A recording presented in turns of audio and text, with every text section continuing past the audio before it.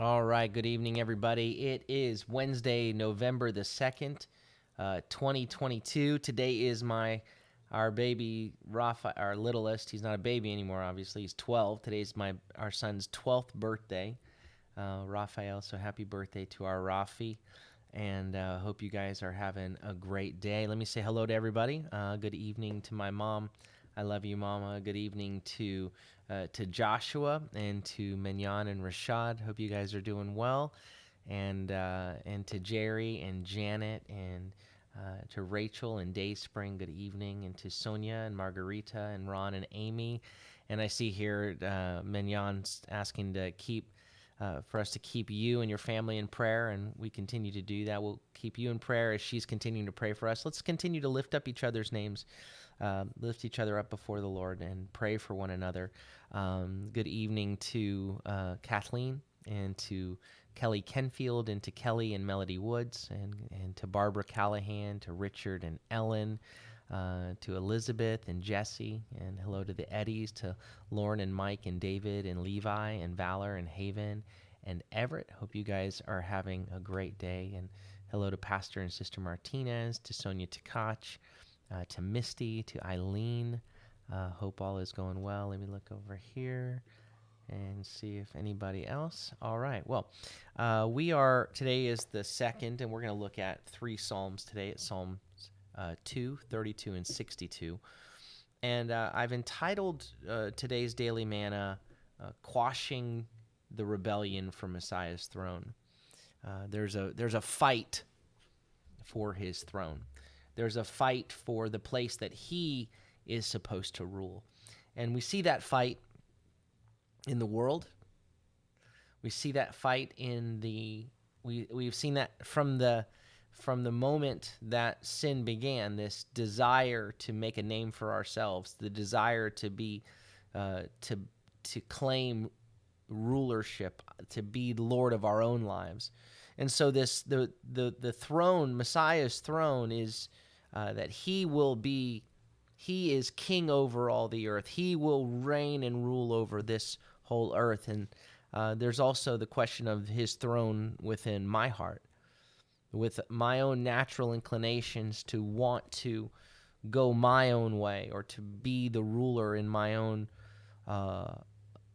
right, to somehow claim that I have the right for that. And what we see in a couple of these Psalms, particularly in Psalm 62, it shows that the reality is that the certainty is that when anyone other than the Lord is ruler of our hearts, it leads to destruction. That certainly, for sure, my own ways will bring destruction, but his ways are sure. And we'll see that as we go through these Psalms today. So let's begin with Psalm 2. This is a very familiar psalm. It's a messianic psalm in that it points to Messiah. And what we actually see here, we have language that we're accustomed to, the word, Antichrist, against Christ, against Messiah. And we typically associate the word Antichrist with what the scripture talks about, the son of lawlessness, or the beast that we read about in Revelation, and about this particular ruler and at the end of days. But when we read the language, actually, Antichrist or anti-Messiah, that language we only read in John's epistles. And it really it talks about the spirit of Antichrist, the spirit which is against Messiah, the spirit which is against the rule of his anointed one. Every king in Israel was technically a Mashiach, was technically an anointed one. They were anointed to be king, and yet there was the hope of this Messiah, this anointed one, who would be the deliverer. So that's the son of David who will sit on the throne forever and ever. That Mashiach is the one, is who Yeshua is. But the desire of the kingdom of this world is to remain king and to not give him authority. And so we read in Psalm 2 that says, "Why are the nations in an uproar? And the peoples mutter, or they muse or devise vanity or emptiness, right? So all this opening stanza, these first few verses actually, will portray nations and kings and peoples that are coming against the rule of the Lord. This is the struggle there, and so the psalmist opens up. He greets this rebellion with sort of astonishment. Like, why are they attempting this vain, ridiculous, empty struggle? So the why is not. It's not that he's not confused. He's not like it's an exclamation of surprise. Like, what in the world are you doing? The kings of the earth, verse 2, set themselves up. Right? They take their stand. And rulers conspire together against Adonai and against his anointed one, right? Against his anointed one is against his Mashiach, right? That's the spirit of Antichrist. Is the spirit of Antichrist that says, I don't want you to be Mashiach, anointed one, king of this domain. We rule here. So the kings of the earth that can't ever get together about anything, they can't our world is defined by ongoing conflict and struggle, right? But you've heard the phrase, the enemy of my enemy is my friend. And so ultimately in this world, these that are normally enemies conspire together to say, okay, well, let's first fight against the one who they view as the enemy. They view the lordship of Mashiach as their enemy, and so they conspire together against that rule, against Mashiach, against Messiah, right? Just as at the Tower of Babel, right? The kings of the earth, the dignitaries of the earth have come together in unity to make a name for themselves against the Lord. This is war. This is kings against the king. Kings overthrowing off the rule of God. This is rebellion, right? The kings as one against Adonai and his Mashiach, his anointed one. So which king will prevail? Which kingdom will prevail? They say, let's rip off their chains and throw their ropes off us. So there's this mischaracterization that Adonai and his Mashiach and his anointed one are the ones that are bringing bondage, that are the ones that are enslaving people, that are chaining people. This mischaracterization, and they're saying, well, and so their call out is a deception that mischaracterizes the rule of God, and says, let's rip off the chains and throw the ropes off of us. Verse 4. He who sits in heaven laughs, or sitting in the heavens, he laughs. Adonai mocks them. Verse 5, so he will speak to them in his anger and terrify them in his fury. Here's the Lord looking at all of this, that this conspiracy to let's overthrow the rule of Adonai against his anointed. And he's like, you gotta be, what? Like, are you serious? And then he's got to come in that anger against that rebellion. He comes to overthrow that rebellion. He says, Ani, but I have set up my king upon Zion, my holy mountain. And the language here where he says, I have set up, it's a different than, to made stand. It's actually language used as a pouring out of a drink offering, like a gift of consecration. So when he says, I have poured out, it's more literally, I have poured out my king. Like, I have set him up, but as an offering that's being poured out upon Zion, my holy mountain. Verse 7, I will declare the decree of Adonai. He said to me, you are my son, right? And then there's this emphatic you. He says, you, my son is you. He says, is who he's speaking to. He said to me, you are my son. Today I have become your father. This day, he says, I have brought you forth. I have begotten you. So this I have begotten you is this metaphoric language, right, that means more than simply adoption, right? It has, it implies a new birth of a divine nature, right, that took place during the coronation, right? That the language between Adonai and this king is a father-son relationship. This is his will. And he says to his son, to the one he has set up, to Mashiach that he has set up as king, ask me, and I will give the nations as your inheritance. Right? This is what you will, that all the nations of the world will be yours. Remember when Satan goes to tempt Yeshua in the wilderness, and he says, if you'll bow to me, then I'll give you all the kingdoms of this world. The Adonai himself has already declared, all the nations are yours. I've poured out my king upon Mount Zion. But the enemy offers a shortcut to that. Here's a shortcut to having your way. But the Lord had said here, ask of me, and I will give the nations as your inheritance, and the far reaches of the earth is your possession. You shall break the nations with an iron scepter. You shall dash them in pieces like a potter's jar. Verse 10, so now, O kings, be wise. Take warning, O judges of the earth. Right? So he says, oh, now, kings, show discernment. Act with insight. And then he's saying, be admonished. Respond to this correction. This is a discipline. To all of you that are governing the land, respond to this discipline. Serve Adonai, serve the Lord with fear, and rejoice with trembling.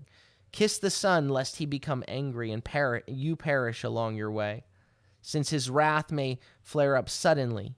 Happy is everyone taking refuge in him, right? So the whole focus of Psalm 2 centers around this basic question of who rules the earth? Who's in charge? Who rules me, right? Do human princes and kings, are they the ones in charge? Or is there a different Lord over all creation, right? According to Psalm 2, it's really never an issue. The Lord in the heavens, he looks down and he says, he knows this is his kingdom. He's not threatened. He'll deal with it in his time, but he invites us to come to him, to give him rule, to not remain in this place of rebellion saying, I'm going to be king of my own life, right? So God, the power of God is not an absolute power of a dictator, but it's the power of committed love, right? That he comes to those, he calls us to take refuge in him, to run to him, to serve him, to choose his way. The lies of this world say that God's ways bring chains. Oh, throw off the chains of God. Throw off when he, in fact, is offering us freedom from the chains of sin. In Psalm 32, you see David here comes to a place of recognition that his own rebellion at points, his rebellion against giving God rule of his heart would bring his own destruction, and he needs the Lord to forgive him of that rebellion. So he opens up and says, blessed is the one whose transgression, and that word transgression is rebellion, his pesha is forgiven, is lifted, whose sin is pardoned or covered. Blessed is the one whose guilt Adonai does not count, and in whose spirit there is no deceit. When I kept silent, my bones became brittle through my groaning all day long. For day and night your hand was heavy upon me. My strength was drained as in the droughts of summer. And the word for strength here is the word lashad, which speaks to, it's the word for like soft cakes that are baked with oil. And it speaks to cakes that then are soft, that became brittle, that became, just what's the word I'm looking for? What's stale, like stale bread, like in the droughts of summer. And so the weightiness of the Lord, when I kept silent, what is this thing? What is this thing that when we're in rebellion against God, when you're walking in sin, and you say, I'm going to be ruler of my own life. I'm going to be king. I'm going to have my way. That pride and that rebellion that keeps you from humbling yourself to say, well, how did I get here again? what in the world has happened? Lord, forgive me. That it's as long as you hold on to that, it just drives you into further and further darkness and further oppression and further a weightiness and a heaviness.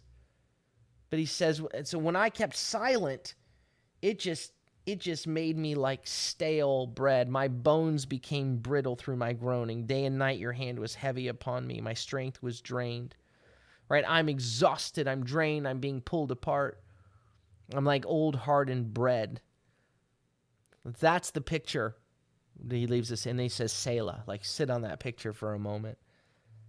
Verse 5 then says, then I made known, or I acknowledged my sin to you, and I did not hide or conceal my iniquity. I declared, I said, I confess, I acknowledge, Odah, I acknowledge my transgression, my rebellion to Adonai, and you forgave the guilt of my sin. He finally came to a place where he didn't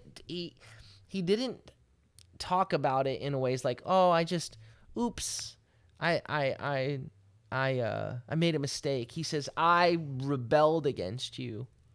He comes to terms with where his heart had been. And in that moment, when he confessed it to the Lord, it says, you forgave me my sin. So let everyone who is godly. Verse 6 then turns to us.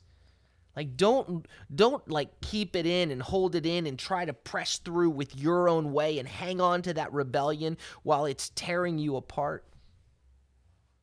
But rather, bring it to the Lord and turn to him and call him, quash that rebellion.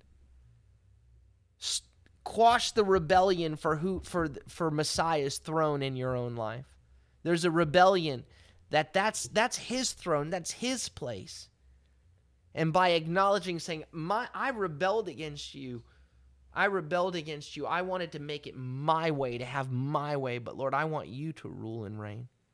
So David turns in verse 6 to us, says, so concerning all these things, he says, let everyone who is godly, let everyone who is chassid, who is of God's chesed, of his love, who is of his covenant love, pray to you in a time when you may be found.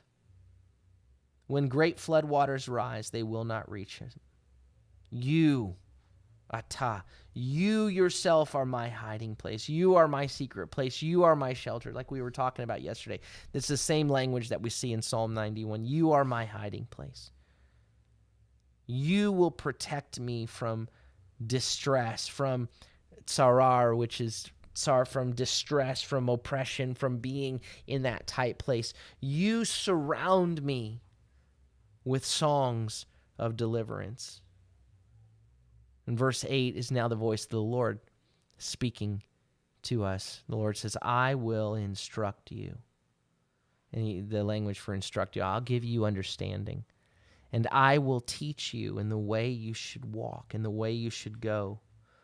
I will give counsel. My eye is on you.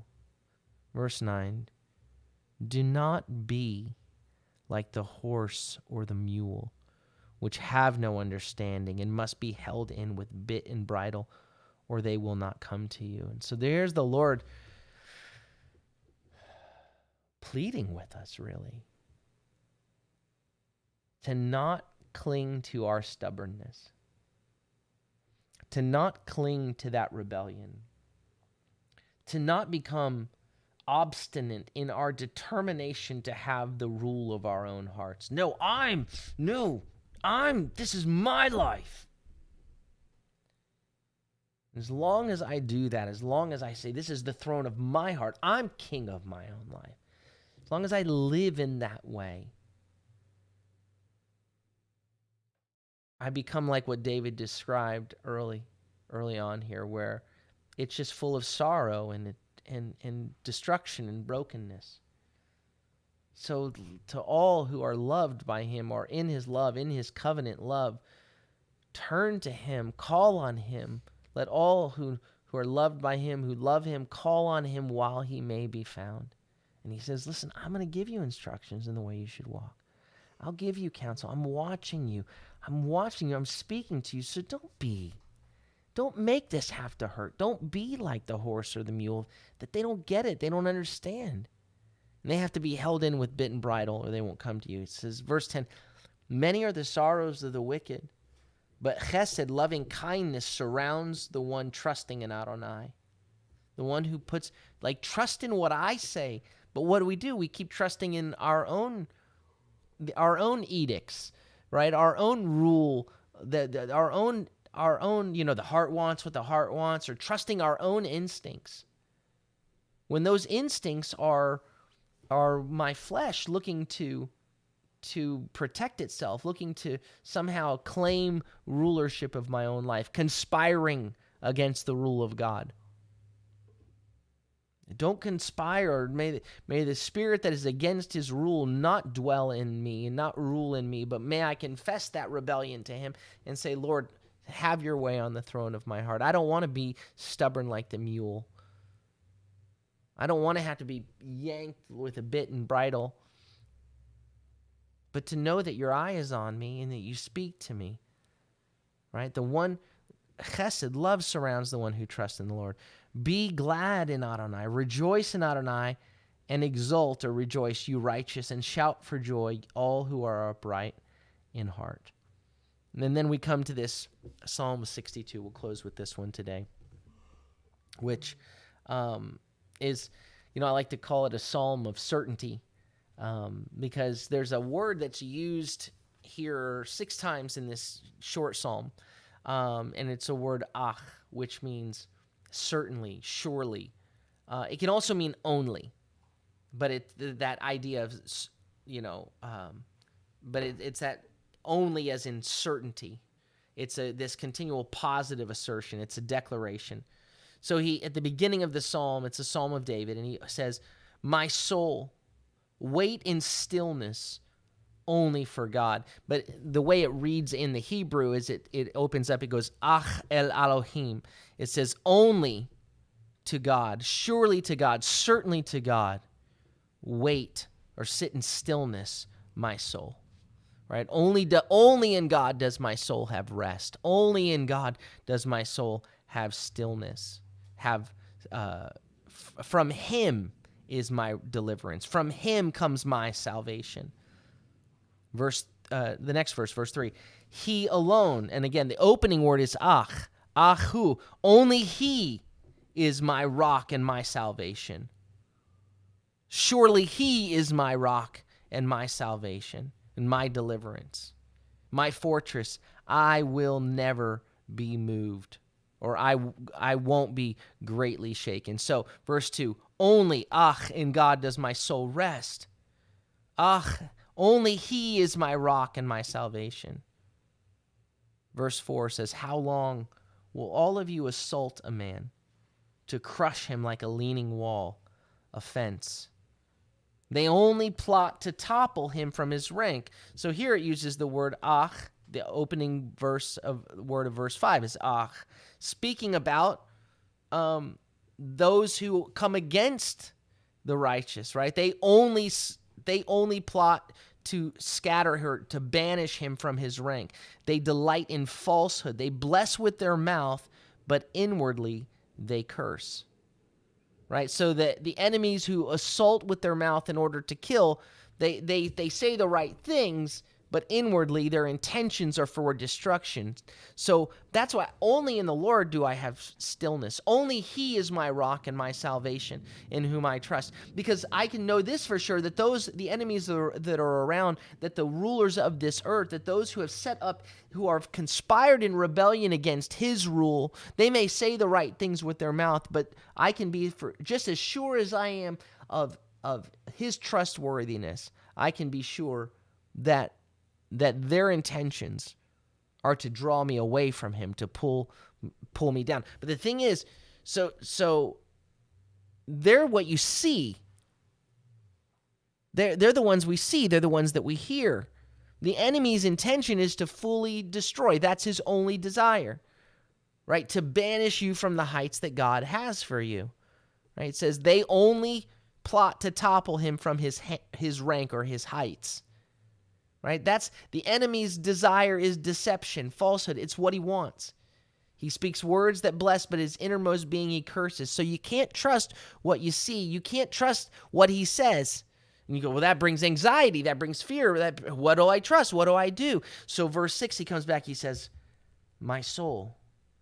It says, ach le Elohim. Only toward God, only to him, my soul, wait in stillness, rest in stillness. I'm not going to become overwhelmed with anxiety because of the intentions of the enemy that only wants to bring deception, that his only plan is to topple us from the heights that God has for us. Right? Only in him is my salvation, for from him comes my hope, my expectation. He is my hope, my tikvati is my hope. So, verse 2, only in God does my soul rest and have stillness. Only he is my rock and my salvation. Only the enemy only seeks to bring you down.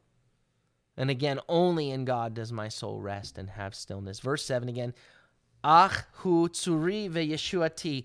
Only he is my rock and my salvation, my strong tower, I will not be moved. Right? Same as in verse 3.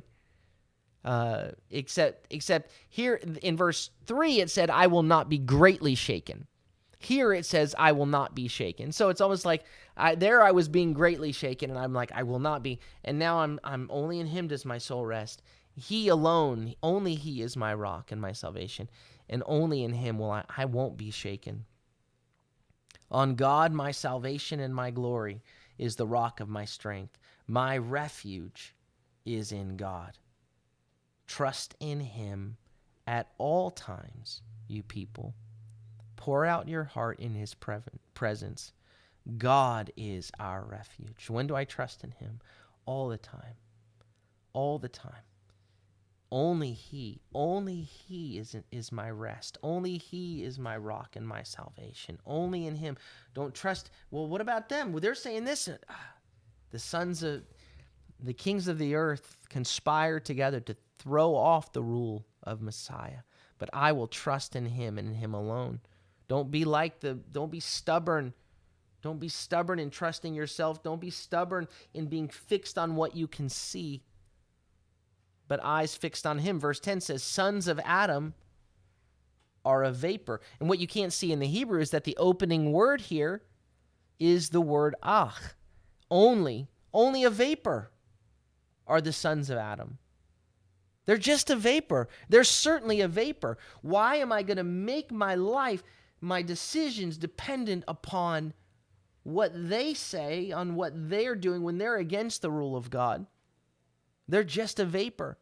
In balanced scales, they go up. Altogether, they are less than a breath. Right? Which, bringing us back to Psalm 2, when it says, boy, they're all conspired together. They're all in unity to throw off the rule of God. And God sits in heaven and he laughs like, what are you talking about?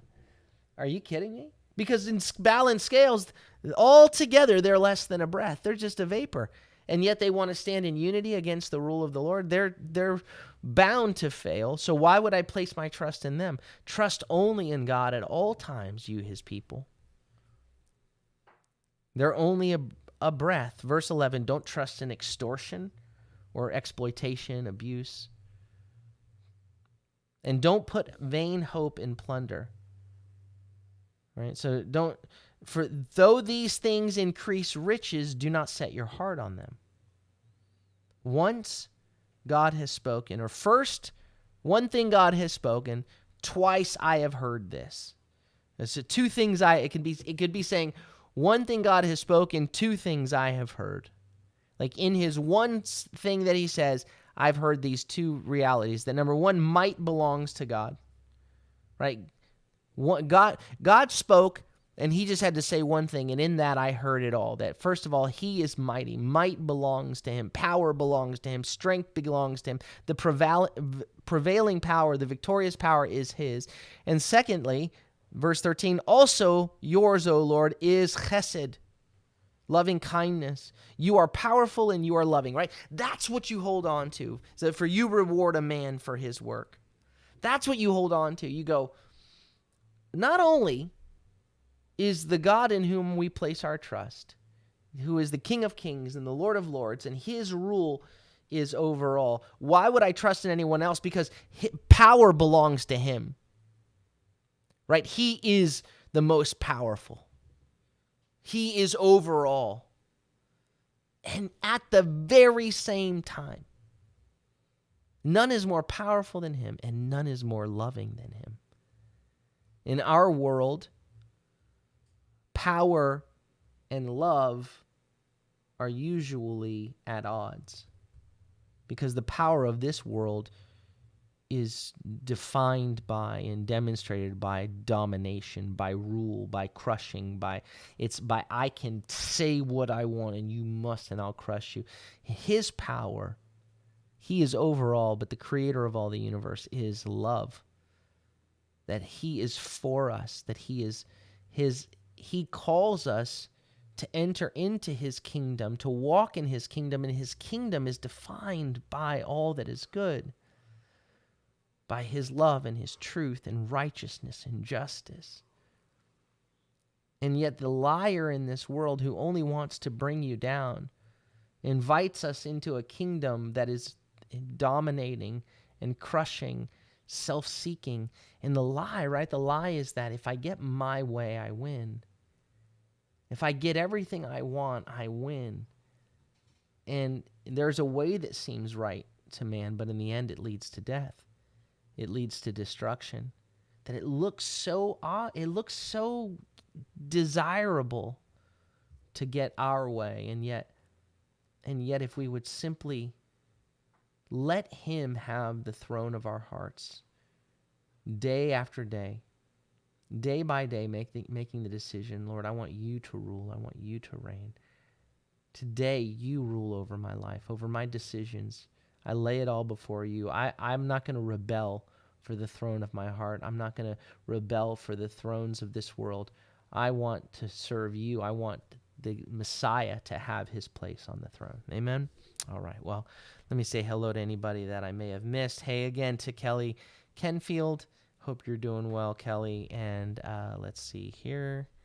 Hello to Tina Fowler and to Sharon, and to the Eddies, to Lauren and Mike and David and Levi and Valor and Haven and Everett, and hello to Elise, and hello to the people that keep trying to put bad things in our chat. May the Lord speak to you and bless you and get a hold of your heart at the right moment. Even if you're just a bot right now, the people behind those bots, may the Lord draw you to the love that he has for you. Let's see, anybody else? Oh yeah, those didn't come through. No one else saw those. Those didn't come through? Okay. No, those are held for review. There were some bots that tried to put some things that get blocked from the chat. Sometimes they get through. All right, well, may the Lord bless you and keep you. May the Lord make his face to shine upon you and be gracious unto you. May the Lord lift up his countenance upon you and give you peace. Shalom, shalom. Have a beautiful evening.